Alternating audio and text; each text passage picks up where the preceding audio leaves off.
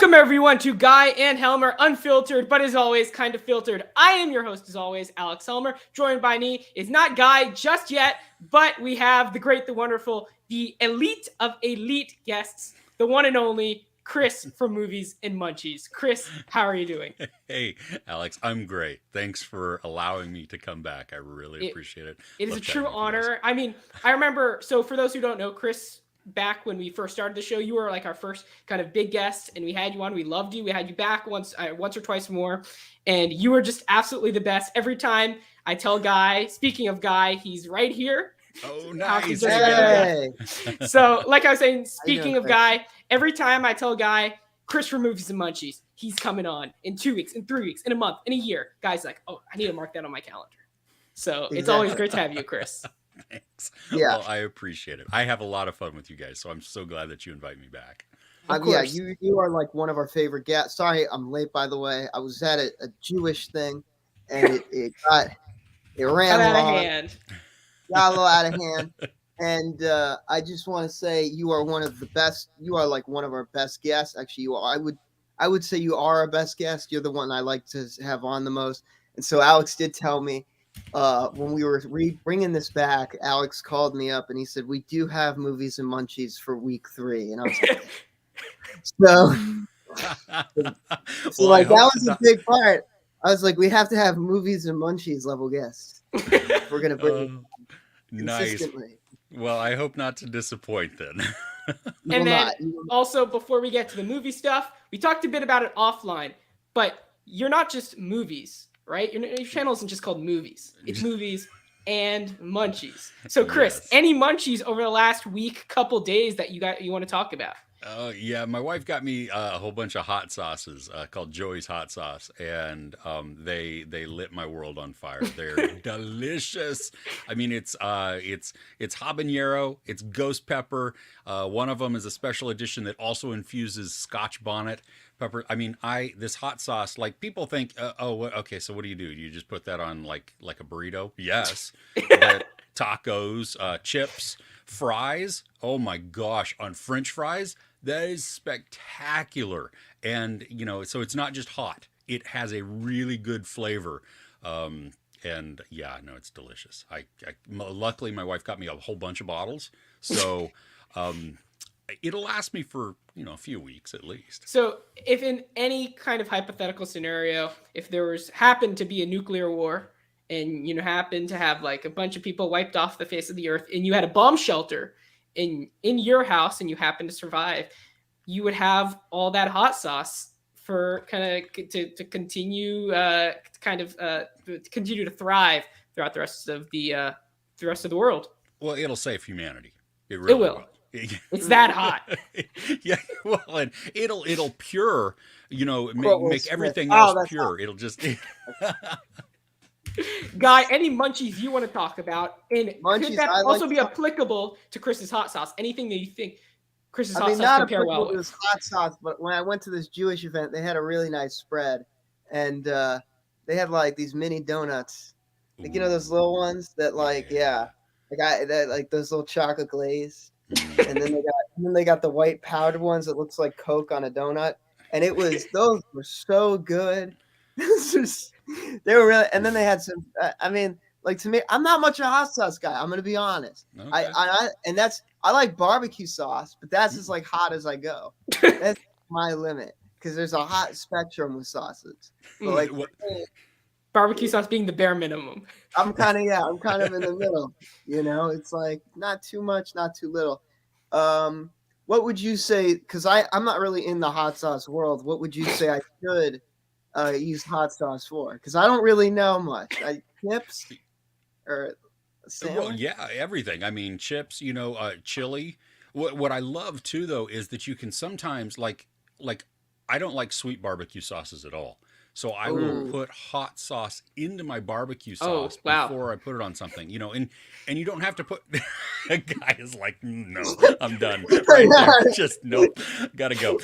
But no, if you just put a little bit in there, it'll just amp up the flavor just a little bit and give you some bit of a kick. I was telling Alex off camera that I had surgery a bunch of years ago, and so I've lost a tiny bit of my smell.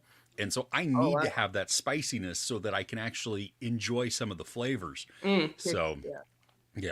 Oh, I'll have that's to tell you great. guys sometime too about when I pepper sprayed myself. Oh We'll save my, that for later. that we'll save that for later. Oh shit, teasing us. I also, well, first of all, the hot sauce game. I'm not too much in the community, so it's great to learn more about that. I also had I'm in New York City for this is the first show I'm doing from New York City, so I had Yeah. a couple of eats here. I did have mini donuts, guy. They were honest. They were Yeah. like regular donut, but it was almost it was kind of disappointing, honestly. It was like funnel cake, but like circular with like frosting. So it was good. It was solid. Mhm. But I was hoping for like a mini Krispy Kreme, and I guess maybe my expectations were too high. I Uh, think you're a bit of a snob about that. About the donuts. I think there's like people expect too much from the donut, and I think like you should but just set it low. All right, just get the crappy Homer Simpson donut from Dunkin', and then you're fine. Like the I- strawberry one with the all right, strawberry, well that's the something. sprinkles. That's all you need. That's all you need. I'm just I also saying. had a superb eggs Benedict with hash browns. That was great here. Mm. I had a lamb burger. That was great. I What had is that? Wait. What is that? a lamb burger. Yeah, I don't know. Oh, Is that a Oh, burger lamb with burger a is? lamb burger. Yeah, Like that. Okay. like go ahead. meat lamb. Yeah, It's yeah, kind yeah. of it feel. I did not It's feel a like sheep I had to burger. explain this. Okay. I just, You I ate just sheep. want to say, I want to give a shout out to Movies and Munchies for bringing sound effects onto the show. I love it. No. Derailing your show, guys. I'm sorry. I'm trying to think of anything else I ate. I had a nice chicken parm with chicken meatballs. That was very nice. And yeah, that was. I hope to have more fun munchies. Not obviously as good as Chris's, but they're something nonetheless. I ate horribly yesterday. I started my day off. I went to this place in DC called Tenleytown, and it's like this area full of restaurants. And I went to Five Guys. I got 2 hot dogs at Five Guys. I do this thing. I have a weird order: kosher hot dog with barbecue sauce and pickles. Yeah, I know. Okay. It's like You me do when you you. said the hot sauce thing. I forgot, but like, okay, with the barbecue sauce. So like, basically, I ate that. Then I was done. That sounds disgusting, a snake burger. No offense, but I would not eat snake. Aren't they deadly? But like, as I was saying, then I went to Popeyes, and Oh boy, you did a full marathon. and I went to Popeyes, and like I ordered like a giant, like I ordered like a couple chicken tenders with a quarter pound of their disgusting shrimp, which is majority just the breading. Because I was like, why not? I try some new stuff today, and I got a side of mac and cheese. I got a biscuit, and then hold on. Then I went to Wawa. There's Oh, more. Wait. What Yeah, the heck? You know, it's the weirdest part. I'm not much a stoner, yet I eat like one. I just keep eating. I can't stop. I can't control it. And I went to Wawa and I started buying a bunch of gummies. I ate all those, and I had a horrible bathroom time, like really bad for like 20 minutes. And it's like, do you ever have that moment, that burning sensation in your ass when it feels like you're flying? And you're just like, you go, oh, and just like you launch yourself off the couch. That was like where I was going right there. I was like, oh, like I was, yeah. And the worst part is you're sitting with your family when it happens. You're trying to make a noise. You're like, Yeah, you're trying not to like yell. You're trying to suppress it, but like that, it's like it feels like somebody literally shoved like air up there, and you just go, whoa, like it just, you fucking fly, and you almost hit the glass coffee table and like die. But yeah, so that happened to me yesterday. That was my experience with munchies, as you like to call it. So Chris immediately gonna change the name of his channel. Yeah, no doubt. Yeah, just please stop using the word munchies. Movies and Michelin star restaurants. Yeah. Like, what type of time span did you eat all of this food in? 1 hour. Good Lord. Have you seen The World's End, Chris? The Edgar Wright movie, The World's End? Yeah. So it's basically like that, but with fast Okay. food with this guy. Exactly. Oh my gosh. Okay, so what is Wawa? It's It's Oh, like it's 7-Eleven. Have you heard of kind of like 7-Eleven? Oh yeah, it's totally. from It's like Pennsylvania. 7-Eleven. It's from Yeah. Pennsylvania. It's like great. It's they like got, a bougie 7-Eleven almost. yeah. Okay. So it's And it's not cool. like The guy who works there, who works at 7-Eleven, the manager, he's got an eye patch on. The guy, at Oh, least in mine, he's dude. he's always looking out through his one eye for like people stealing. It's kind The of funny. sketchy guy I don't who's know. over there just kind of holding his stomach as he reaches for What I those love- gummies. Yeah, but what I love about it is like, it's like this guy's got an eye patch, like he's been through things at the wall. oh my god. It's Oh like, my I'm god. Oh my god. it was Nam in 09. Wall of 09, you know, Oh like my it's like God. what you know, crazy stuff. I remember But it back was then. Yeah, I remember. Back when it was just Pennsylvania. I remember when they opened the 7-Eleven This is across so the stupid, street. man. There was tension in the air. We knew we were gonna lose. I don't know what's up with the Ruby Tuesdays food suggestions, but Yeah, these burgers. you know them, Chris, so you should put them in line. Yeah, what was that? I didn't see that South America or South Africa one. What Buck was that? burger. A buck burger. So like a deer. buck. Oh yeah, that makes more That sense. makes more sense than a crocodile. I was in Nashville one existed. time, and there was this I don't remember the full name of the restaurant, but part of it was and such, and which you go, huh? And so I think they had crocodile in there or alligator. I don't think but they had didn't tell you that they didn't tell you that they had. No. You could, yeah. Oh, you I could didn't tell, go okay. in. I just saw it, and I'm like, from the street, the big old sign. It said something, something, and such. And you're like, that. I don't know what the and such is. That doesn't inspire confidence. But I want a T-shirt that says I went to such and such and had the and such. You just tell them your movies and munchies. Just tell them Yeah. that. It's just you should bring me stuff, right? Because you don't know who I am, but I just say I'm this. You should and get like You press. don't know You should me. get like press screenings, know but for me. press screenings for like food. many For people example, do. like if McDonald's comes out with like a new item, they send it to Chris from Movies and Munchies. Dude, do you know how fat I would be? I would love it. Oh my gosh. Dude, that'd be no, and awesome. imagine if like there was a fast food restaurant that did a partnership with a movie, for example, like Five Guys and Ant-Man Quantumania presents the Quantum Burger, like beef, chicken, Impossible Burger combo. Featured movies Dude. and munchies. Honestly, that's not even a bad idea. Like, I'm not even okay. Anyways, let's get on to I mentioned Ant-Man. We're gonna get to that, guys. We talked a lot about munchies. I mean, we gotta talk about munchies. That's part of the appeal of the show. We love talking about food, and Chris is here. But anyways, let's get on to the first topic. We're gonna talk about our big movie releases that we got the chance to witness over this week. We didn't get many. We did get Plane though. The critically revered January release, starring, of course, Gerard Butler and Mike Coulter. Gerard Butler, it always seems like he comes out with like one of these movies per year, especially like it was like Greenberg, I think. Was it last Greenland. year? Greenland. Yeah, Greenberg is Greenberg Baumbach. is That's a no Jewish Baumbach. name. Yeah. That's the name of but- the attorney. Plane, surprisingly, a solid 73% on Rotten Tomatoes. Now, I told Chris this offline. I saw the Plane trailer. So right now I'm interning at Lionsgate, which is a studio that did Plane. And I saw the Plane trailer right after I knew that I got the internship for Lionsgate.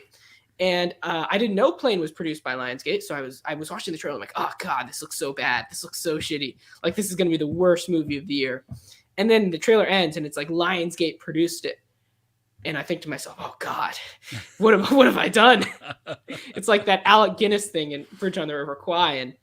But it got good reviews, 73%, 95% audience score. I didn't get the chance to see it. I know Guy didn't see it. Chris, did you get a chance to see it? I didn't get to see it either. No, but you know what? That surprised me though. Like all of the reviews have been, well, I don't know, like the critics that I've seen, it's been like, well, it's not as bad as I thought, or that was kind of fun, So I don't know if that's a glowing review, but I mean, I trust the audience score. Like, I think what people were wanting was just a dumb, fun action movie. Yeah. And I think that's what it delivers. I don't think there's anything deep in this. I mean, good Lord, it's called Plane, Next year it's Blimp. So just, I don't know. I don't know why I was not excited for Plane, but Blimp actually piqued my interest a lot. Guy, your thoughts? Oh, well, I would have to say I'm happy that the movie got a good review. I'm not gonna watch it. It's not like I have anything against it. I just know that that's not gonna be in the future for me. Mm, Like I know what my path is. This movie is not along the way. that's a shame. We're going to move on now to our next topic. Now, Chris actually talked about this yesterday on his channel with his review for season 2 of Hunters on Amazon Prime. Now, you got the chance to see it. Guy, I know you saw season 1, correct? I saw season 1. Yeah. Season 1. So, season 2 was just released, a 64% Rotten Tomatoes. Now, I'm not too familiar with the show. I haven't seen the first season. I've heard good things, I've heard bad things about it. Did the second season, well, first of all, Chris and Guy, what were your thoughts on the first season? And then number 2, Chris, did the second season deliver? You go first, Chris. You go first. Oh, okay. Like I liked the first season. It had kind of a like a graphic novel adaptation feel to it. Like they incorporated some weird stuff that I didn't expect, like some weird commercial type things in it, if I'm remembering correctly, that then played into the story. The concept is great, where you have this. It's kind of a fictionalized view of the world, and so in the mid 70s, these people have gotten together from various backgrounds, and they're hunting Nazis that had escaped, which. Yeah. I like that. That's pretty cool. That's great. Awesome. Yeah, they have the great cast. I mean, led by Al Pacino, and the first season. The first season, yeah. At the end of that, though, there's a reveal, and you're like, whoa, okay. Yeah, I know what you're talking about. Yeah, I actually know about the reveal, even though I don't watch the show. So okay, yeah. So it was shocking, but it was a good twist. You know, it wasn't something that I think. Well, I didn't expect that. I didn't even think that I even had that in my brain as we were going along. Okay, Guy, you talk about season 1. Oh yeah. So like I remember watching. I was excited. I thought this was cool. You know, they're hunting Nazis. Al Pacino, great actor. You know, I got really excited for it, and it's got a great cast. Mm-hmm. It's got like a really good cast, and it's very Tarantino esque, just with how. Like there's a lot of scenes that when I see them in the movie or in the show, it's like the way it's so graphic, and some of the things, like there's this scene in the first season where they literally make a woman eat shit. Like I mean, it's stuff so over the top. You're like, it feels like it's coming out of like a Tarantino movie. No disrespect to him, I love his movies, but the thing about this show that I was not like, there were certain things I was kind of like. I don't know. I'm mixed on this show, and it's not like it's not anything like personal or anything. I just like there were parts where I was like certain characters. I was like, I really don't give a shit about these people. Mm-hmm. Like there were certain ones. Like Pacino was cool. Pacino was really cool in the show. He played this older. You played a Holocaust survivor, but then it came out that he wasn't he was the Nazi the whole time. Which I found that twist to be really. I don't know. I found it really weird because it was like, I don't know. I thought it was interesting. I'm not the biggest fan of this show, and I didn't even know there was good. I didn't think there could be a season 2, you know, but I guess there was. I mean, they had an end credit scene, but yeah, I thought it was okay. So Chris, season 2, what's your consensus? I enjoyed season 2. It was slow, and for me, it took a few episodes to really get into it again. I didn't know there was going to be a season 2. Exactly. It was, you know, and then when I see that it's Al Pacino in season 2, I'm like, how? What's going on? Yeah. Because of how season 1 ends. What? They use him really well. I think it's more filler than anything, though. I mean, it's nice to get some of this backstory that we get with him. But the show bounces back and forth between timelines, and it's easy to follow. It's not that big of a deal. There's introduction of some new characters, which I liked. I think my favorite episode, though, was the second to last one, because it felt, well, it didn't feel, it was wildly different in every way from the rest of the show. It has this fairy tale like feel to it. The camera angles are really weird. Like the camera will be way up high, giving this distorted perspective of what you're seeing. And the episode is about an architect, his wife, and the house that they built, and that's all I'm gonna say about it, because it is. I mean, even if you just want to watch that episode, Interesting. it's a good episode to You watch. sold it really well. I haven't even seen the show, but I kind of want to watch that one episode. Yeah. I mean, and then, real quickly, will there be a season 3? No, I think this is the final one. It is the final one. They leave it open, though, where at the end of season 2, you can see how, not only from a few lines of dialogue, but then also just the ending scene, how the story continues, even though the series is not going to continue. Gotcha. So it does feel, I mean, it feels like it's wrapped up. The ending, the last couple of episodes, I really liked of the show, because it had a fairly intense sequence to it. There's kind of a Few Good Men scene within there that worked really well. So I mean, overall, it wasn't a bad show or a series. It's not one that I'm ever going to go back to, and it's not one that, like when I saw season 2, like I got the screeners, I don't know, a couple weeks before, and I was like, what? It wasn't one that I was like, yes, clear everything so that I can make sure I watch this. It was just Hunter season 2. Yeah. Oh my god. Yes. Last of Us can go, that can wait. Let's go with Hunter. Yeah. Exactly. Oh my god, that new HBO Penguin show. Who cares about that? Hunter season 2. But anyways, we're going to move on now to the second release we had this week in the world of TV, The Bad Batch, episode 3. So Chris, have you seen The Bad Batch? I've seen season 1, most of season 1. I haven't seen the new So I'm guessing it yet. didn't hit you.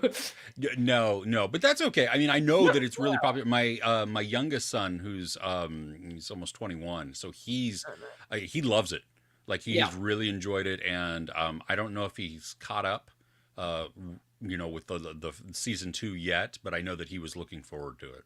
Yeah, so I didn't like it. So I didn't like season 1. But I continued watching it because, it's Star Wars, and I'm a sucker for Star Wars. And so episode 3 came out. Episodes 1 and 2 wasn't a huge fan of. Episode 3, however, was really, really good. Guy, do you get a chance to see episode 3 real quickly before I move on? I didn't. Okay, I kind of just. So I'll talk about why episode 3 is actually worth watching. So episode 3. So my biggest complaint with The Bad Batch is that the core characters, Hunter, Omega, whatever the rest of them are, they're just very caricature to me. They don't feel like real people. They don't feel like characters that would fit into the Star Wars universe.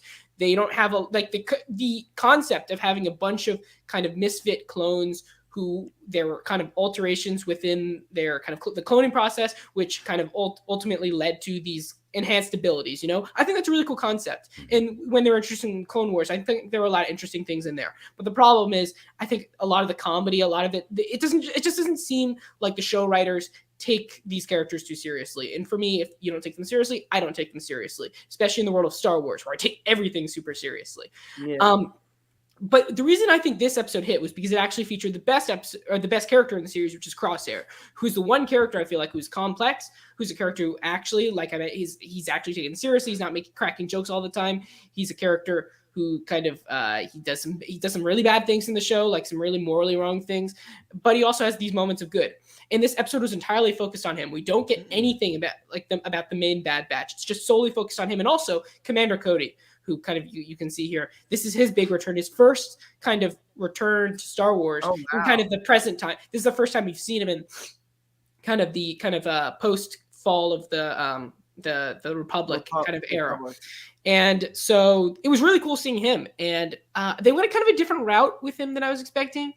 I guess I should have expected him to be more on the morally good side, where he's kind of questioning everything. I thought they were going to go more of, hey, Commander Cody's a bad dude. He's not going to kind of reverse the kind of Order 66 kind of orders he's being given. But he's actually, which I would have preferred, actually, because I think it's really cool when you turn a really good character into a really kind of bad. I think that's really dope. Yeah, I do. So I think so too. Or because then you're just doing the same thing they did with Rex, right? It's like the same thing. And they didn't do that. They didn't do that, which was kind of disappointing. At the same time, it was great to see him back. The episode itself was really cool. Crosshair was sent on a mission in which there was this kind of world that was under kind of, they were pro-separatist, and now that the galaxy has turned into a pro-empire, empire world galaxy, they don't want to kind of join that. They don't want to join that coalition.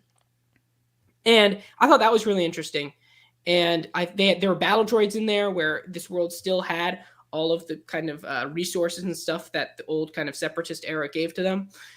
And I thought it was really interesting in that regard. They were holding hostage some kind of this Empire guy, this big guy, and so Crosshair and Cody had to kind of get him back. And I thought it was a really good episode, and so I would highly recommend it, even if the rest of the series focuses on the stupid bunch of characters who I hate. It's just not. Yeah, it's not a good. I'm honestly, I don't know why, but hearing that Commander Cody became good too, that kind of steers me a little bit away, because I just feel like Star Wars for some reason has a commitment issue with every character staying one way, and that still bugged me a little. I'm like, pick a lane for like every pick a lane, you know, like it's like I think Rex was like the one character where I was like, that's makes sense. He would have to skip out. But Cody, we saw that scene in Revenge of the Sith, and it's like it's important to keep one of them that's major bad, you know. But that's exactly. I agree. Let's move on now. We talked about the big releases. Obviously, guys, Last of Us comes out today. Chris, what's your excitement level? Middle of the road. I haven't played the game, so I have no investment going into this, other than I really like Pedro Pascal, and then everything that I've heard about it says that it's just a top-notch, well-written show, and the characters are dynamic and they have depth to them. So from that aspect, I am excited. I love a really good, well-written show, especially if I can get behind some of the characters and then feel some peril for them. You know what I mean? Like I can get invested in them and then be like, oh gosh, because I don't know the game. I don't know who survives or who doesn't or what's, I'm assuming that Pedro Pascal and what's her name? Bella Lynn Ramsey. Yeah, that she is going to survive for most of it. Maybe. I don't know. We'll see. Yeah, I'm super excited for this, which is saying something because number one, I haven't played the game like you, Chris. And then number two, I don't like zombie stuff. So I don't know. I just find I don't like The Walking Dead. I don't like most zombie movies. I like Train to Busan. That's like the one zombie property that I really love. I need to play the game. I played Uncharted recently, actually, very late. So maybe I'll go on and play Last of Us after I see the show. But I'm super excited for this. Just basically off of the word of mouth, people seem to be like people who've seen it already love it, and the fact that it's a video adaptation that isn't just kind of liked, but it seems to be really loved to a point where I think a lot of people are going to forget that it's based on a video game property, right? Which is really, really cool. I think that's where a lot of people wanted kind of this video game subgenre to kind of go, and where a lot of movies fail is that it still feels like a video game. So I'm very, very hyped for this. So that'll release first episodes tonight. So very excited. Next, we're going to go to our main topics, guys. We talked about the big releases of the week. Now we have some main topics to talk about. Again, guys, if you are new to the channel, make sure to subscribe to the channel for more Unfiltered like this, for more movie trivia, movie debates, more Unfiltered, like I mentioned, all sorts of fun movie-related content. We're going to talk about, guys, first big topic, Ant-Man Quantumania. The second trailer, released over the week. We got a new look at Kang. We got a new look at MODOK, which we'll talk in depth about. Ant-Man, weirdly no Wasp, despite her being in... Yeah, there was no Wasp. Despite her being in the title. Still, I'm waiting for her to speak still. Guy, I'm going to go to you first. What are your thoughts on the trailer as I play the background here? All right, so I think that I'm excited for this. I think, look, I'm not as excited recently about Marvel projects as much as I used to be. I feel like there's just so many. It just gets to a point where I'm like, enough. And this one does excite me, though. I loved the first two Ant-Man movies. They both had fantastic casts. For one, this looks amazing. I love the idea of going into the quantum realm. I love weird stuff in terms of comic book. My favorite stuff Marvel has done in the MCU recently is anything that they've done that's kind of odd, like Loki, and stuff like that. I like the more absurdist kind of odd things. And Kang, I'm really excited to see Jonathan Majors play Kang in this. Like, I know he's got we saw him as a variant, but this, I mean, you saw him. He's got the helmet on. Like, they went full comic book Kang, and he looks. And then there's MODOK, which we see in the trailer just now, and he. A lot of people have been complaining about the design, and like, look, okay, this I understand kind of the whole metal. I like it actually. I think it's pretty cool. But it makes sense. Like, I'm sorry, when you have that big ass head, that's like the biggest target on your body, and you're letting people hit you with it because you have no plate in front of it. This guy's supposed to be a genius. How stupid is that? That's a really dumb. That's a design. That's a dumb design flaw. I'm sorry. Anybody who's a genius would wear a fucking helmet. Okay? Like even like stupid people wear helmets. All right? So like, I live in New York City, buddy. Stupid people. Right. Stupid people all the time don't wear a helmet. So like, look, Ant-Man, Wasp's wearing a helmet. Even Kang wore a helmet at one point. Everyone's got to wear a helmet. So does that he. one's broken. All right. Well, you know what? At least he had it, because look at him. His face is more clean than most people when they get into fights because he wore the helmet first. But all I'm saying is, yeah, look at, he's wearing a helmet. All I'm saying is, it's stupid to say that he shouldn't, like I hate that people complain. And then they're like, he doesn't look good without the mask. All right, shut up. I'm waiting for the scene to get here where he's not wearing the mask. Like I get that he looks like a scrotum in a flying chair, but that does not. Yeah, that's what he looks like in the comics. So that's what he looks like in the comics. But that's what I'm trying to say. That's what he looks like in the comics. Look, you won't get two people who are more critical of Marvel visual effects than me and Guy. And so, look, a lot of people are criticizing this. I mean, just look at the design of MODOK. Just look at the character is a very that's what it calls for. Kind of a face on like a weird body. That's what he looks like. I think we're gonna get there in a second. That is what he is. He is an odd character. He's one of the weirdest looking characters, and that has been like, yeah, look. Oh, wait, we're gonna get to him. They're up. Yeah, you see that? Fuck. Oh, you missed it.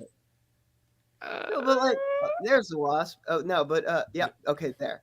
All right, you see that? That's what he looks like in the comics. I'm actually really impressed. I thought they were gonna really ruin this. Like when I heard he was going to be in the movie, I was like, how are you going to do that look? And you know what? They did it. They translated it well. He looks ridiculous. That's the way it works. I don't know what you wanted. All right. Like, did you want to have a normal sized head? Like, I mean, it's like, what do you want here? And honestly, I think it's really cool that it's Darren Cross. I think that's a very interesting way to tie that up instead of the classic George Tarleton, which is the original. The original MODOK backstory is also really cool, I may add, though. And it's also very fascinating. Frankly, like a Frankenstein. MODOK is a character where you could have him be originally really any nobody. And to be honest, who better a nobody than the most forgettable villain in the MCU? Chris. So, like, yeah. Okay, so I'm kind of like you. I was even talking with Ruben when we did our podcast. I'm a little bit marveled out also. I mean, this is one of the movies that I am looking forward to this year. But, you know, Marvel used to do 2 movies a year maybe. No shows, no nothing. And now it's like constant. And so it is. So my excitement level is tempered some.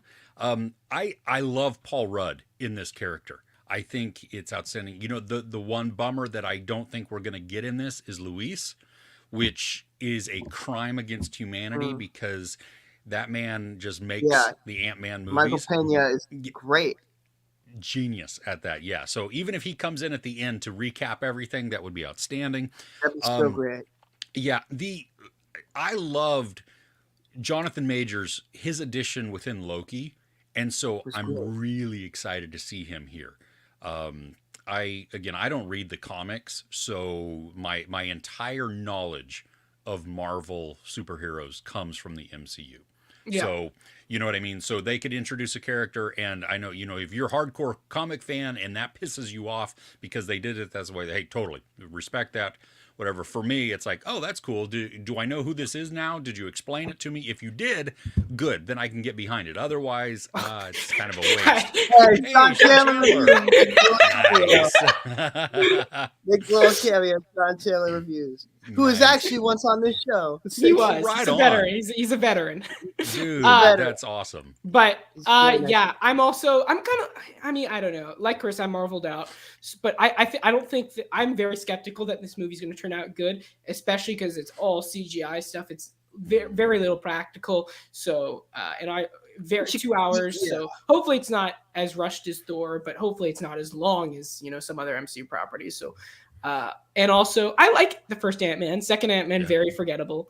So, but I mean, I don't know. It's Jonathan Majors. I didn't like him. I actually am a minority. I didn't really like him in Loki, but this version I thought he was a bit cartoony, but this version looks to be really, really interesting. So I will get behind this a tad bit. We're not doing buy or sell, so I don't know. I don't know what I'm doing here.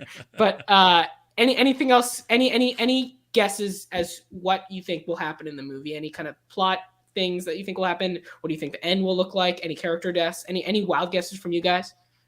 I think I have an idea of what it is. I think what Scott Lang is trying to do is, he already missed a considerable amount of time in his daughter's life when he was in prison in the beginning. And I think the fact that he was absent for like 5 years during the end game, or I forgot, was it 5 or 7? 5. Yeah. During the end game, he missed another considerable amount of years through her growing up. And I think that is the entire point of the movie, is he wants that time back with her. And I think Kang is offering that up. Yeah. I think that's my theory of what it is. And I think that Scott is going to try to fight for it. And I think he'll, there's going to be a lesson that, some hacky shit. But that's expected, and that's not a bad thing, But he'll learn a lesson that there's still time, and hope just don't get stuck in some other world stuff like that. Yeah, that plot, I read that as well. I'm a bit kind of like, oh, why would you kind of risk the entire kind of all the time because you missed like 10 years of your daughter's life. It's released out of a jail cell in the trailer, the daughter. And so when I saw that, I thought to myself, she looks fine.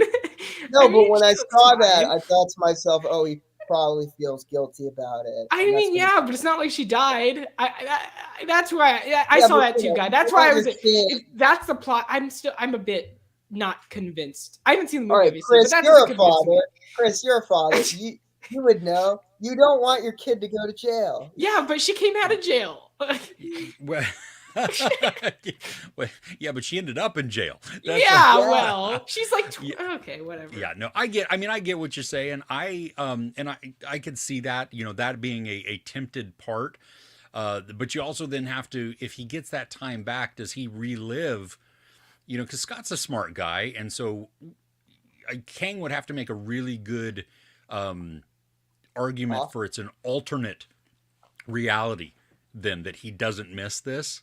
Because otherwise, if he just goes back to the time, or even to capture time, he relives. Oh, as I hit my microphone, he relives the stuff that he did, and that doesn't make any sense, On top of that, wouldn't that mess with the 1 in a 5 million ideas of Doctor Strange?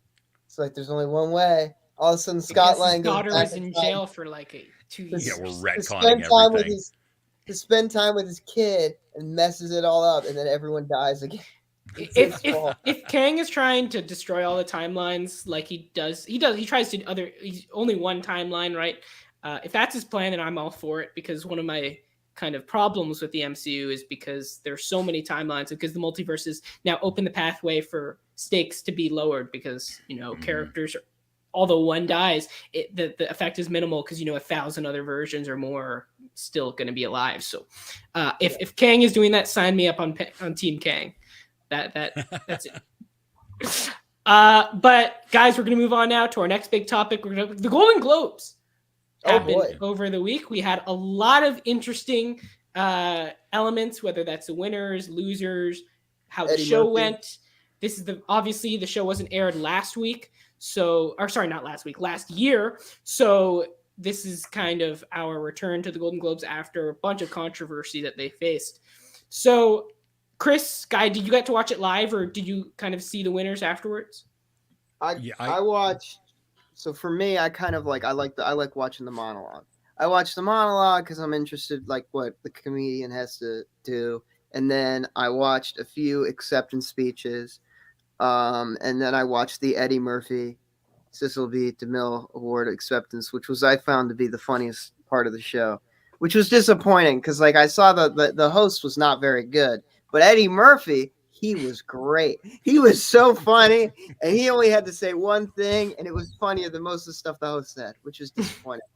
But I loved Steven Spielberg's acceptance. You know, I love them all. I think it's it's great. I'm more excited for the Oscars, but you know what are you gonna do?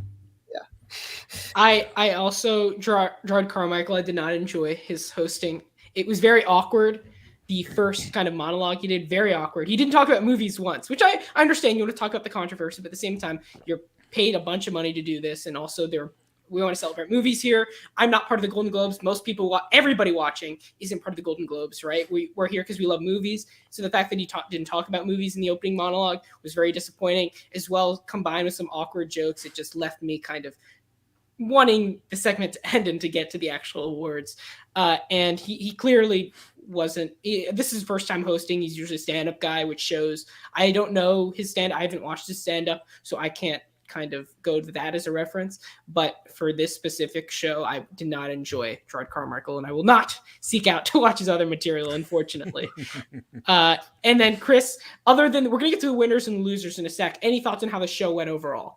I didn't watch the show. I stalked it on Twitter and just to see who won and lost. I've kind of fallen off over the last several years of the awards shows. Like I just, I mean, I watched the Slap last year and stuff, or 2 years, whatever that was. But As we all. Actually, the last time we were talking, Chris, the last show we did together was the show right after the Oscars. Oh, was it really? Yeah. Funny. Oh, wow. Okay. Geez, that's a long time. We need to fix that. We can't go that long again without chatting like that. But yeah, I don't I mean, I enjoy watching who wins, just kind of like, you know, because I have my own who I'm rooting for or who I think should win. But yeah, as far as the actual execution of the show goes, sure. Yeah. So I know, Chris, you're a big TV guy. You do a lot of kind of reviews on your channel about that. You watch a lot of stuff. We're going to get to the winners and the losers. Any thoughts on specifically the TV winners and losers for all the stuff, limited series, drama, comedy, any notable ones? Okay, so I was super happy that Paul Walter Hauser won because for Blackbird, he killed it in that show. Oh my gosh, that he was. I said when I watched it, I was like, dude, you need to give this guy all of the awards because he is tremendous and terrifying and just so menacing in a quiet way that, yeah, it's. I mean, the rest of the cast does well, but he is absolutely the standout in that. There was what was it? Trying to think. Julia Garner. Yep. Super happy about that. I did not like the way that Ozark ended. That's okay though. I mean, she just crushed it. She was my favorite character in that show, so that was outstanding. I've watched here and there like Abbott Elementary, and I heard that's good. Kind of laughed at it. I know like everybody loves it that actually watches it. I don't really watch it. So so I'm glad that they were recognizing that because I don't think that typically happens too often.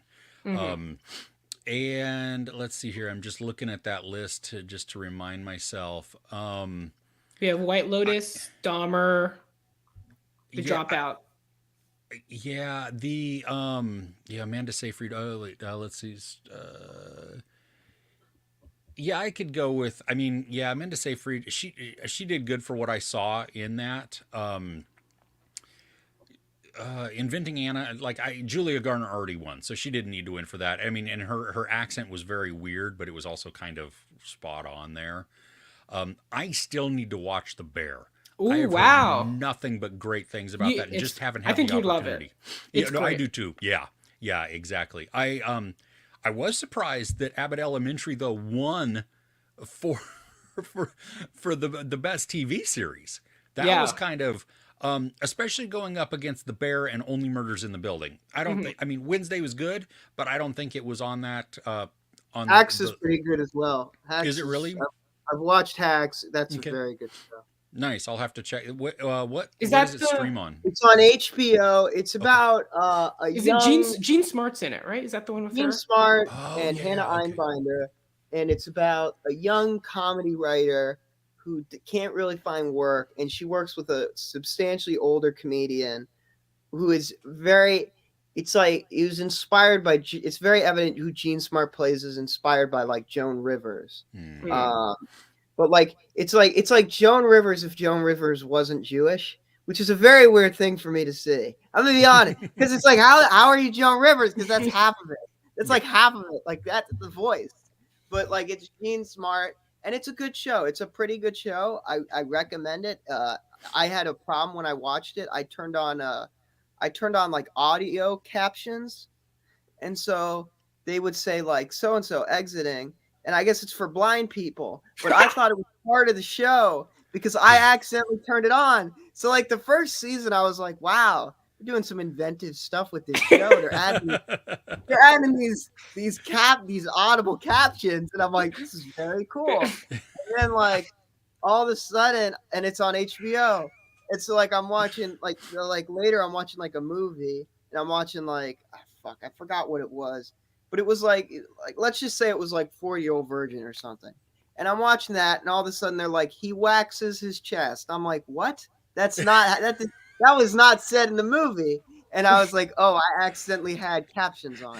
Well, that's something. Changes the whole experience there. Yeah. All right, we're gonna move on now. Well, not we're gonna move on. My thoughts. So for best supporting actor, again, I haven't seen Abbott Elementary. Can't speak on that. I know Chris, you and I share a mutual love of Severance.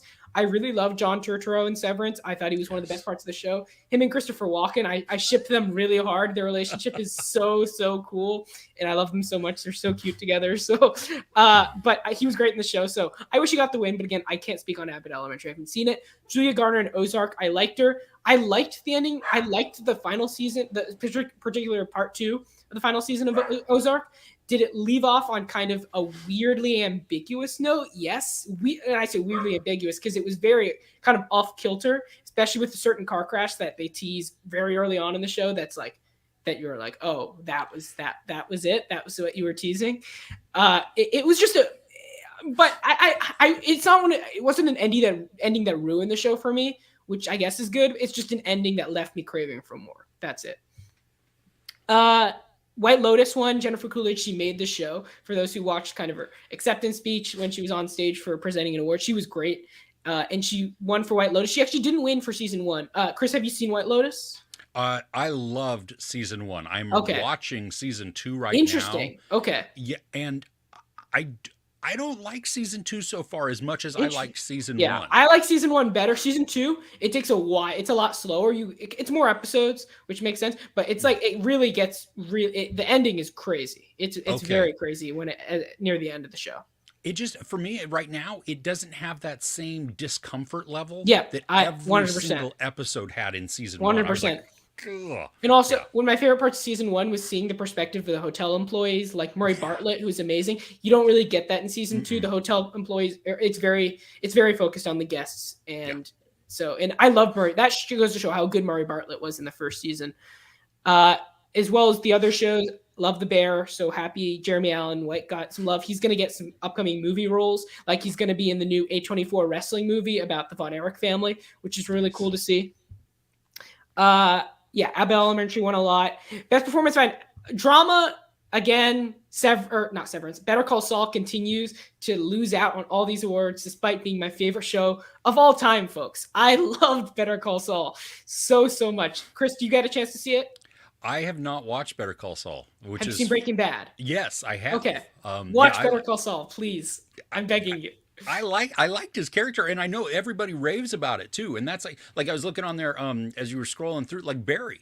Also, I'm new to Barry. I haven't. I'm just starting out the series. Amazing. That is one of the best like shows on TV. That Barry is fantastic. I am loving it. I'm only a few episodes into the first season, but I'm really, just enjoying it. And so So I was like, good. oh, well, where have I been? Why haven't I been watching Yeah, this? but Bob Odenkirk has never. He's going to wind up not winning any Emmys, no Golden Globes for Better Call Saul, which is so disappointing because that's one of the best shows on TV, and it's become a thing for those who watch Better Call Saul. It's become. I'm not the only one frustrated. There's so many others that feel the same. Even Rhea Seehorn, she doesn't get any. She got nominated for the first time, which I mean, first time nominated. It took a while, but she could have won, but she didn't. And Kevin Costner won. Like, sure, I guess. I would have gone Bob Odenkirk, even Adam Scott in Severance. Yeah. It just seems like a kind of uninspired choice, but that's okay because Zendaya is also uninspired. I don't watch Euphoria; it doesn't appeal to me. All I know is that I love Laura Linney in Ozark. I thought Emma Darcy was really good in House of Dragon, but Laura Linney in Ozark is terrific. So, but How whatever. do you craft a character that everybody loves and hates all at the same Dude, time? I loved her. I loved her. Laura Jonah. Linney was amazing in there, and I wanted her to die so many times. What? I was on her team. Jonah. That's my Laura Linney impression. And I do it all the time. People love it. It's very. You also have Marty Bird. Wait. Let's go. Thank you. I cracked Chris. Let's go. Always good W. Always. Best television series drama, House of Dragon, no surprise. Again, would have gone Better Call Saul, would have gone Severance. But I really liked House of Dragon, so no like huge complaints. Best original song, Natu for RRR. Chris nodding his head. People like RRR, love RRR, and they seem to love the song. I haven't seen it, but oh my gosh, people are really excited about this. Okay, you need to, when you get off of this, you need to go and sit down and carve out the 3 hours to watch it because it is the best bromance type of action ridiculousness that you're ever going to see. It is so good. That's everything I've heard. We're going to speed through these. Justin Hurwitz for Babylon, no surprise there. The score for that is like top 2 of the year for me, that along with Batman, so that was cool. Mark McDonough for Banshees, really good script. I think I would have gone the Fablemans, but Banshees of Inisherin had a great script, so they seem to really love that. The Banshees, because Colin Farrell also won, which is great to see. His speech was really good, by the way. Steven Spielberg for Best Director, which is huge for the Fablemans. Obviously, the Daniels were getting some love for Everything Everywhere, some buzz, and so as well as Mark McDonough for Banshees. And so Spielberg winning this is huge for their Oscar chances coming up in just a couple months now. And supporting role, Ke Kwan, obviously he's going to sweep. Yeah. He's going to book it. Oscar, the guy was great. His speech was great. And we're going to talk about him later in the show actually a bit, but it's great to see him kind of with this comeback story. Especially because I really like Temple of Doom. It's one of my favorite childhood movies. So seeing him come back. You call him Dr. Jones. Best supporting actress, Angela Bassett for Wakanda Forever, the first actor or actress from an MCU movie to win. Yeah. First nomination as well and win, which is she was great in the movie, by the way. She was really good. Is she my favorite supporting actress of the year? I don't think so, but it's also a win that I wouldn't be mad at. She also hasn't won an Oscar before. She's Michelle Williams. Yeah, Michelle Williams. But Michelle Williams they're campaigning her for lead right now, so that's unfortunate. But any others, Chris, that you would have wanted for Best Supporting Actress? I really did like Angela Bassett. I thought Carrie Condon was amazing. She was terrific. She was actually my Banshees. favorite. Yeah. And really also, I don't know if you guys saw She Said. I haven't seen it yet. It's a tough movie to watch, but it's Carey Mulligan was really, really good. Yeah, I want to see that. I've been meaning to see that. Best Motion Picture, Best Foreign Language Film, International Feature. Argentina 1985, huge upset here. Overall Quiet on the Western Front and Decision to Leave and RRR after RRR had won Best Original Song. I haven't seen Argentina 1985. I don't think nobody has. So this came out of left field. I don't think it's going to win the Oscar, but it's crazy that it won here, making the race even more tight between. I don't think it's going to win the Oscar, like I said, but RRR and All Quiet, it's making the race a lot closer, and it's not a guarantee for RRR anymore, which is pretty crazy to see. Best Animated Feature, Guillermo del Toro's Pinocchio, no surprise there. Although I haven't seen Puss in Boots yet. I'm actually seeing it tomorrow, simply because of the buzz. I wasn't meaning to see it, but everybody loves this movie, so I need to see it. It's really good. The animation is Yeah, I spectacular. need The to see it. animation's I'm like, fantastic. I don't watch a lot of animation, so for me to like go out of my way see it like a Monday afternoon, like I need to see this movie. Colin Farrell, obviously for Banshees, Michelle Yeoh for Everything Everywhere, Mhm. best motion picture comedy, Banshees over Everything Everywhere, which is a really interesting choice. Chris, which one do you like better? Because I know you love both. So I did, but for different reasons. Like Everything Everywhere, I think is like that's a movie that I will go back to. Banshees, I don't want to see that movie ever again. I saw it for a second time and I did not like Banshees nearly as much. See, I laughed through it and then I was uncomfortable and sad and it's so good Mm-hmm. and yet at the end of it I'm like I'm depressed. Mm-hmm. This was not fun anymore, you know? And so Yeah. from a rewatchability, I mean, I know that doesn't mean anything about the, the quality of the movie. Both Mm-hmm. of them are outstanding. I would prefer Everything Everywhere though. Gotcha. And now, best actor drama: Austin Butler over Brendan Fraser. It seems to be a two-horse race now. Austin Butler may be ahead of Brendan Fraser now in the Oscar race. That'll be really interesting to see. Obviously, Brendan Fraser, he didn't attend the award ceremony due to some personal conflicts and stuff that happened between him and the Globes in the past. So it'll be that race is really interesting. Kate Blanchett for Tar, my favorite performance of the year, easily. She was great in that movie, so great to see her getting some love. Best motion picture drama, last one I'm going to cover, The Fabelmans, which is, again, huge for The Fabelmans to win this. It puts it, obviously it was the lead horse for the Oscars for a long time, then dropped a bit when Everything Everywhere and the Banshees were getting a lot of love at different awards, and now it won Best Motion Picture Drama when a lot of people thought Top Gun specifically was going to win. Chris, what are your thoughts on Fabelmans? Because I didn't catch that. I haven't seen it. Actually. Oh, interesting. Okay. Yeah, I didn't get an opportunity to go to a screener, and then I just didn't have the opportunity to go see it. I do want to watch it at some point. I love Spielberg, and this is I'm a very unpopular opinion within this, but I just found it weird that he was doing a movie that's kind of based on his life that he's directing. Mm-hmm. So it worried me that there's some objectivity that is lost within that. That it becomes maybe fantastical, which that's fine too. You know what I mean? I don't know. Oh yeah. Yeah. I'll tell you, I've seen the documentary about Spielberg's life, but he didn't direct the documentary, so that's good. So I saw the documentary about his life, and I'm gonna be honest with you, Chris. He doesn't make everyone out to be perfect. In fact, what makes the film so great is that everybody is just totally flawed, and that is the kid. There's like his mom, his dad. Like they both have these amazing halves of them, and then they have these other halves that are not as I mean, each character has kind of a duality of certain things, and you learn that throughout the film. So I highly I get why you'd have a reservation on it, but it's not like most other movies where people direct them about themselves and they're like, I'm amazing. This is why I'm great. I did this. This is pretty cool. Like literally, like most of it was, and it's from his life. It's very good. Cool. All right, we're going to move on now to our last topic before we go on to buy or sell some drama on the set of Francis Ford Coppola's new movie, Megalopolis, which is he is financing himself $100 million because no studio wanted to pay that much money for it. Coppola denies that the set is quote unquote chaos. However, what happened was that the entire visual effects team were fired, and then the entire art department resigned from the film due to increasing pressures, due to conflicts and chaos. What are your guys' thoughts? First of all, this is Francis Ford Coppola's first film since I think the early 2010s with a movie called Twixt, which was a horror movie with Val Kilmer. So he's kind of getting back into the game, self-financing this very revered book, kind of adapting it on screen. So are we going to see this movie, guys? Eventually. Yeah, eventually I think we probably will.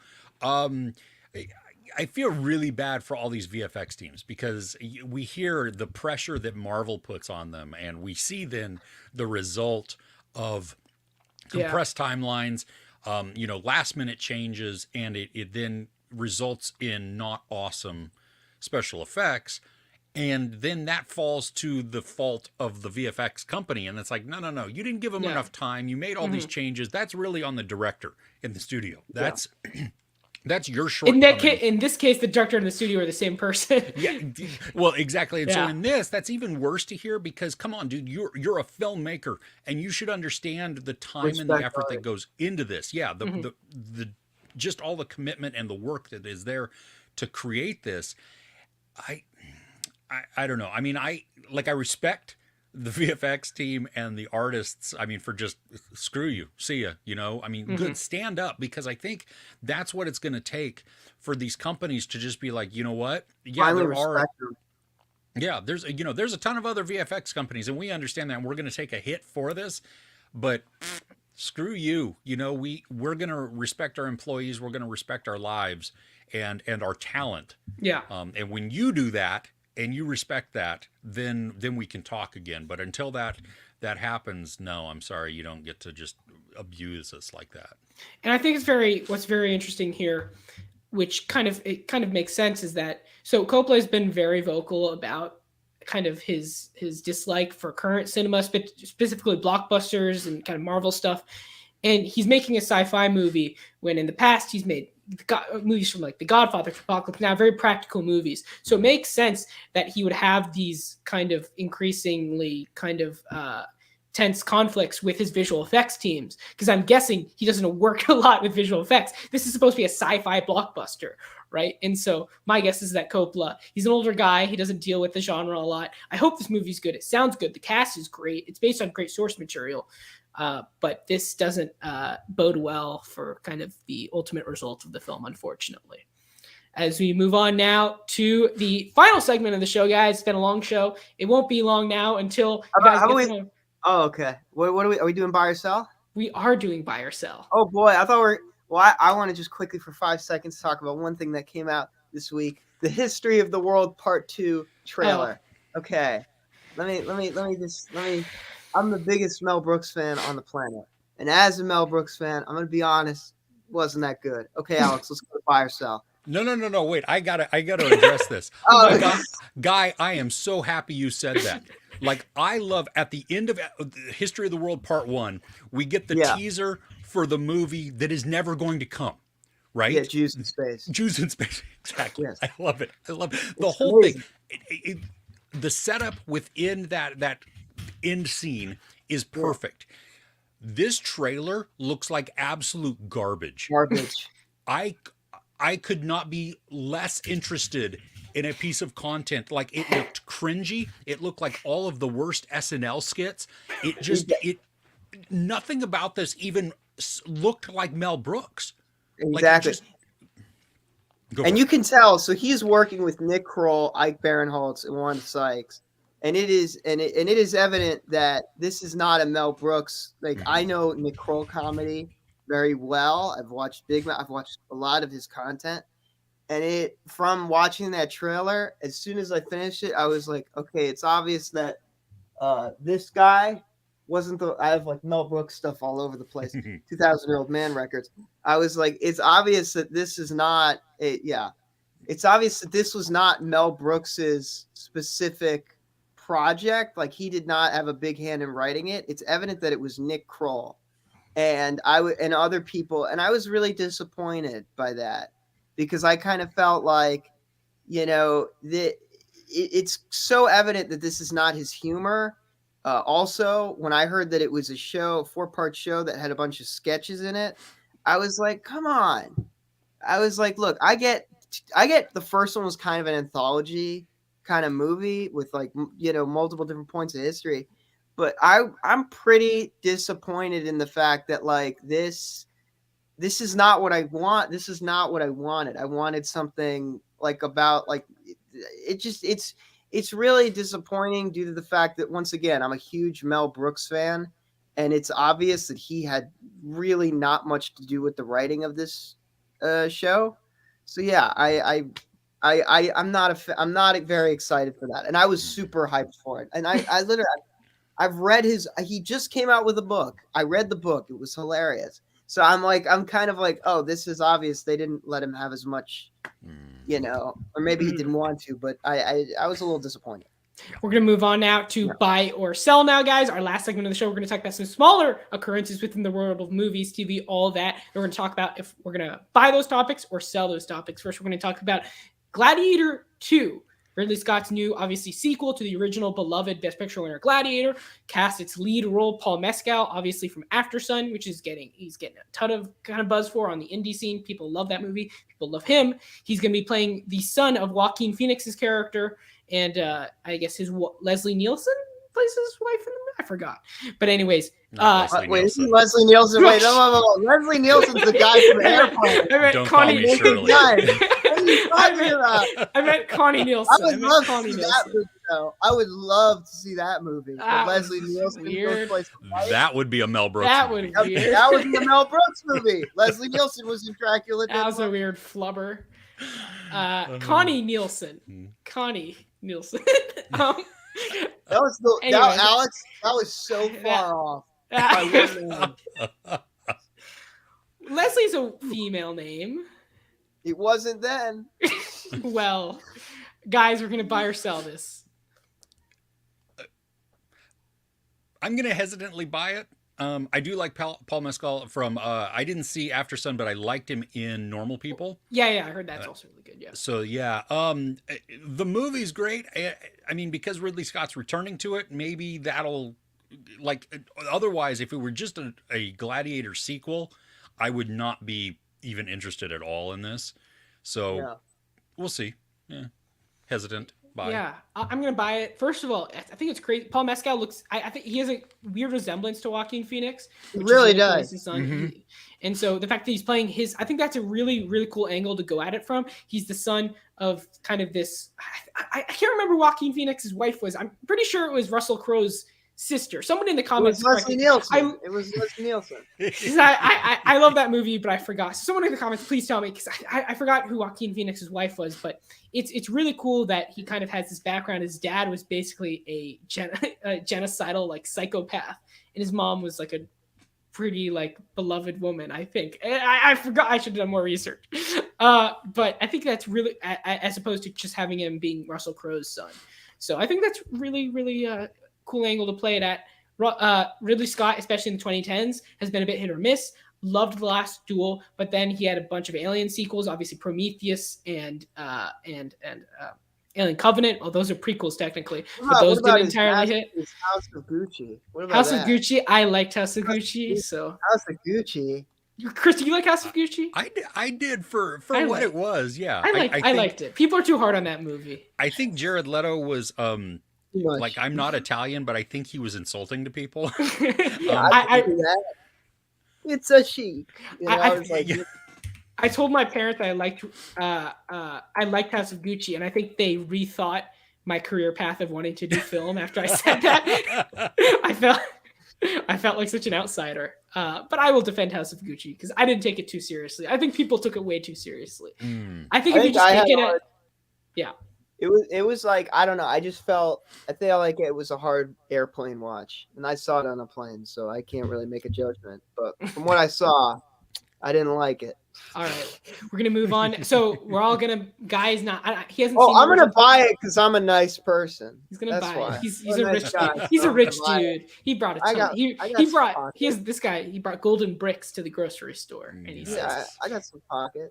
All right, we're gonna move on now. The Beau is Afraid trailer, the new trailer for the new Ari Aster film. Obviously, Ari Aster has directed Midsommar and Hereditary. I'm gonna sell this. Not my thing at all. I think both of his other movies are fine. I don't love them as much as other people. I'm gonna sell this. It's not for me. I understand why other people like it. I'm pretty sure you guys probably like it. It's just not for me. So I'm gonna sell it. I'm sorry.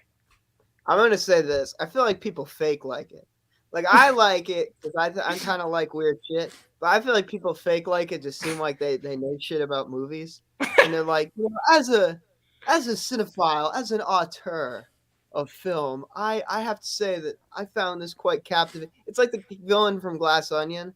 He acts like he knows a bunch of shit, but he's really dumb. So I feel like everyone that's kind of liking it is fake.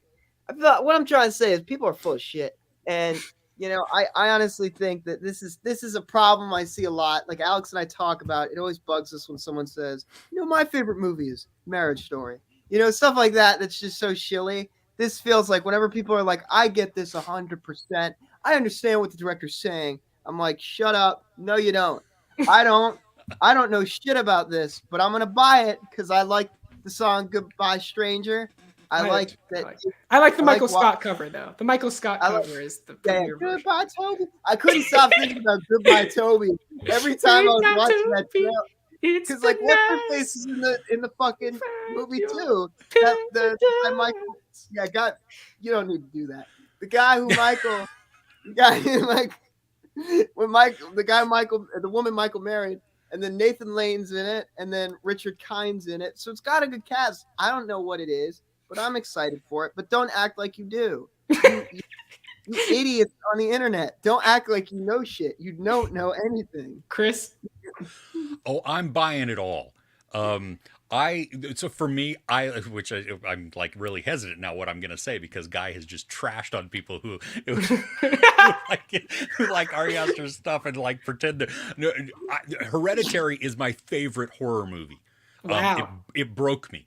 It changed the way that I viewed horror. Interesting. And so I love that, and I love just all the messages in there.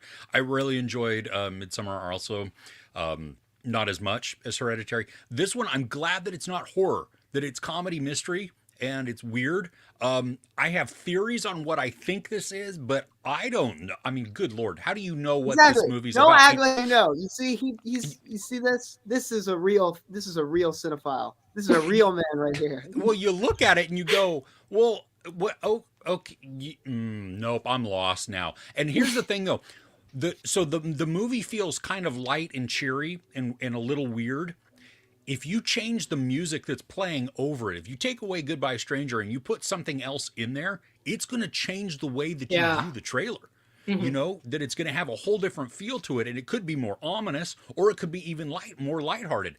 And so I'm all in. I want this. I cannot wait because I think it's going to make my head hurt, and I love that. Yeah.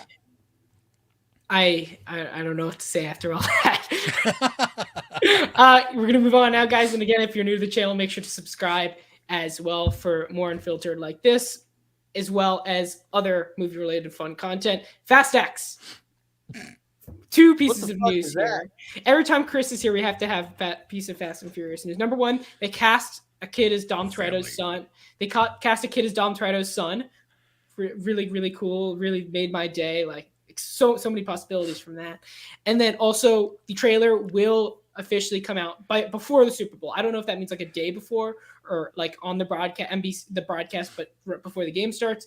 But guys, we're buying or selling this. So I'm selling it with everything I got. I don't. There are very few things that I don't care about, and this is one of them. I just don't care at all. Have you seen the other Fast and Furious movies? Some of them, yeah. I fell off the train about halfway through. I really enjoyed, for as stupid as it was, because it was kind of stupid, Hobbs and Shaw. Oh, I like Hobbs and Shaw. Like, I thought it was ridiculous and fun, and so I'm there. In these movies, like, it's not that I'm poo-pooing, they're like, oh, I'm too good for these movies. I just don't care anymore. So do I want to watch them? Yeah, because I like cars racing around. I think that's a ton of fun to watch, and so if we get more of that, and hey, this time, since they kind of went to space, I think in 9, right? Or maybe to the atmosphere, I don't know, because I didn't see it, but I want them to go to the moon. That's where I would like them to go, or underwater. You know what, Chris, you're really you're aiming low. You got to aim high. I'm looking at Neptune. I'm looking at Saturn. I'm looking at Star Wars. I'm looking at the MCU. I'm looking at all the other. The moon. Forget the moon. That's too close. That's too close. I'm thinking small here. I'm buying this. Fast X, Jason Momoa, Brie Larson joining the cast. Are you kidding me? This is gonna be a fun ride, Guy. Oh, you already said you're selling it. Let's move on now. Yeah, I'm selling next topic. Next topic. Yeah, our next Adam topic. Driver. Michael Bay Rumored to be buy or sell. We're gonna Adam Driver rumored to be in Fantastic Four. We're gonna go on this quickly because it's just a rumor. Buy or sell. Buy. Buy This is it. actually Yeah, this is if there was anyone other than Krasinski, and I never would have thought of this. I'm like, Well, this is they ruined Krasinski for me in in that movie. So well, yeah. They Such a made him. bummer, right? They yeah, gave him like a Boba they did Fett. him dirty. Yeah, they They did. did him That a was. Boba Fett. I mean, it was horrible, and It I felt mean, like, like it's really honestly, disappointing. John Krasinski put up more of a fight in his snowball fight with Dwight in The Office than he did in that movie. Exactly, and that's just I'm, so disappointing. I feel Adam yeah. Driver's voice, I feel like, is fitting for this role. I'm trying to do an Adam Driver. I can't do it. But anyways, I'm gonna buy this. I think whatever role he plays, he's also rumored to be Doctor Doom. I think this would be a better fit for him. choice. But whatever choice, he's a great actor, so I'm buying it. I honestly, now that you said Doctor Doom, I'm like, fuck that. I'm gonna sell it because I want him to play Doctor Doom because that's a better choice for him. He'd make more sense to me. But I mean, it's like, look, he'd be great. I obviously am still hoping. I have that little smidge of hope out there that Krasinski may actually play this character. He says he won't, but like he says he's not, like he wants to, but he's not able to. But I think it's bullshit. Okay, that's what Charlie Cox said when they said they were not going to bring. Like he was like, they're not bringing me back. That's why I'm like confident. I have a feeling he's coming back. I think that I really do though hope that Driver would play Doctor Doom. I think that would be cool. So I'm not going to buy it. I'm going to hold it on the shelf. All right, he'll hold on the shelf. Well, if it's not there after you, you know what I'm gonna do? I'm gonna put it. You know what I'm gonna do? I have an idea. I'm gonna put it behind History of the World Part 2 because I know no one's gonna touch that. So no one's gonna see it because I'm hiding it behind the shelf. Well done, my fruit. Well done. Good reference. We're gonna move on now. American-born Chinese. First look at the show, streaming on Disney Plus, starring Michelle Yeoh, Ke Huy-Quan, and Stephanie Zhu. They got the entire Everything Everywhere cast. Obviously, it's a Disney Plus series about kind of ancient Chinese mythos set in kind of a coming-of-age high school sort of kind of foundation. I am going to buy this. It's really, really apparent that Disney really liked Everything Everywhere All at Once and wants to get this cast back together. They didn't even try to hide it because they got all three of the main stars of the movie to star in the show, which I find really funny. Good on them. I'm going to buy this. I'm going to buy it too. Yeah. We're going to not even a conversation needed. John Williams will be walking. He's not going to retire like he said he would after the next Indiana Jones film. He will be continuing to work as long as he can. Buy or sell. I'm going to buy this. I love John Williams. And he's doing what he does. Why retire? You're 90 years old. You love doing it. You're going to be bored if you retire sitting at home watching the garbage that the MCU puts out. So, no, let's continue working. Put out some good music. Yeah, I'm going to buy it. I think when he said he was retiring, I think the one thing you look at when somebody is such a great and profound artist is that they never really quit. Mm-hmm. Yeah. Like 100%. Never stop. Look at, I mean, you know, and I know he's a bit controversial, but like, look at Woody Allen. Even when he's in the shitter, he's still making movies. He's still not gonna stop. Like he's like almost 90. Clint Eastwood. He's even older. Clint Eastwood's even older. He's still making movies. Mel Brooks is making a really mediocre show right now. I mean, like, there's a lot of. I keep calling back to it because it's disappointing as fuck. But like. I'm just saying that there's a lot of people, like, once you're an artist and once you find what you love, you don't stop. Like when he said he was done, I did not believe it for a second because I was like, you don't quit doing it. You love don't quit. You keep doing it because it's your destiny. So yeah. It's your destiny. You keep doing it. Those are some things we can reference when you talk about our last topic, our last person that we're going to talk about during the show. He didn't quit. He wants to keep working. Destined to kill a pigeon, Michael Bay. He is under investigation in Italy for apparently killing a pigeon on the set of his film 6 Underground. Now, I have two things to say. I'm going to start off. First of all, number one. Did he blow it up? If you're going to kill a pigeon, first of all. He blew up the pigeon and threw a fart joke in. I bet he did that. A couple things. First of all, how do they know? That's number one. Did they have like a detective on the case of, let me find like the DNA of the pigeon left on the film set? The pigeon had like bludgeon marks on his forehead. Number two, if you're gonna kill a pigeon, why the fuck would you do it for such a terrible movie? That's not. Make sure it's in service of a like. If I'm a pigeon, if I'm gonna die, make sure it's on like The Fablemans or like Dune Part 2. Like, make sure it's something good. If you die for the cause of Six Underground, like that's so depressing, Michael Bay. Like, come on, you're better than that. Probably not, but maybe. And then number 3, I forgot what number 3 is, but this is just a really funny story. Guy, see his face. Remember this face, okay? This was a bird that was murdered, that was brutally killed. I know he blew up that fucking pigeon. There's no way. That's the only way shit, Michael Bay Jesus. would have killed a pigeon. He blew it up and then he made a fart joke afterwards because it's just so terrible. I find it hilarious that this happened like 4 years ago, 5 years ago now. Like, it's like, you've been and sitting that on the we're case for a finding out while. about it now that Michael Bay killed a fucking pigeon. I mean, like, and it's He's like, denying it though. He's denying it. They'll go to I court. bet you know what I bet they're gonna find like a fucking Ninja Turtle action figure bludgeoning that pigeon next to the pigeon. There's like a bunch of blood, and it's like there's a Transformers figure. He's like, kill it, because he's insane. So I never liked any of his movies. I think I don't know how he gets fucking money. He's crazy. I'm gonna buy this because I think he did blow the pigeon up. Chris, a lot of material to work with. Yeah. Well, oh gosh. Okay. So when I saw this as a tweet, I thought it was fake. I laughed at it because I was like, "What in the world is this?" I mean, first off, yeah, you're right. The movie came out like 5 years ago. Seriously, this is what is a hot topic in the world of investigations within Italy. Okay. Then, sure, Michael Bay, okay, yeah, so that you don't get in trouble with PETA, just say you didn't do it, and then quietly pay the fine and shut up. Just, you know what I mean? Like, what is it? Oh, I thought he would go $5? to. I didn't know it was a fine. I thought he went to prison. If it's a fine, why don't you just pay it? Yeah. Yeah, well, oh gosh, it's so just, I mean, He's got so much money too. Out of every producer, this asshole, like, he has so much fucking money. He denied that any animal was hurt, injured, or harmed on his film set. He's Hey, sticking to his guns. that's not what the morgue is saying. The pigeon morgue. All right, they obviously say that. Maybe we can next episode of Unfiltered, we can get the detectives on the case to talk about the ins and outs of it. I want to know you who even found the control that, body. though. Well, yeah, Who how do you found the control body that? of the pigeon? You have these giant explosions. I mean, and you probably have some wrangler out there like scaring all the pigeons away, around from the park or something like that. Like the lady in Home Alone too. Yeah, you get some random bird that just it dive bombs because it saw a bagel and then boom.